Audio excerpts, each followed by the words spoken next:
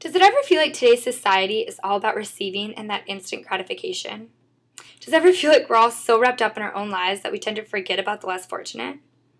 I think what the real thing we're forgetting is how important giving actually is.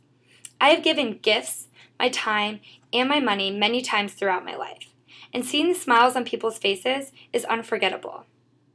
I believe that giving can be impacted by one person, whether that person is me or it's you. It doesn't matter.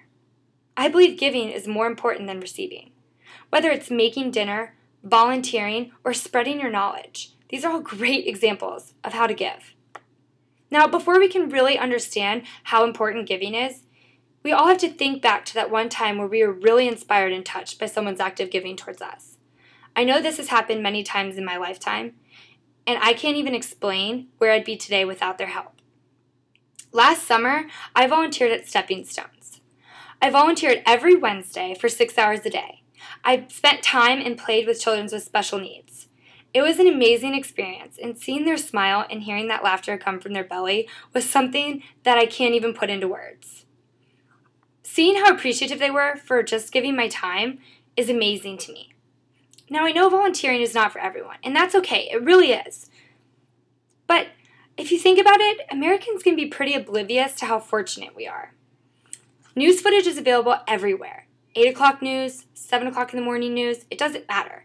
We see what poverty is, but we can't truly comprehend it until we see it or hear it firsthand. My friend Christine Columbia traveled to Peru. She stayed at an orphanage where she dealt with children with missing limbs and other special needs. When she returned, she told us about everything that she's seen and how her heart belongs there. With hearing her knowledge, we started giving to this orphanage. Without hearing this, we would have never even thought to give to them. That's why spreading knowledge is definitely a way of giving. Now, traveling to Peru is not always available to everyone. I mean, it can be pretty pricey. But there are some simple ways that you can give as well. In 2007, my friend was diagnosed with bone cancer.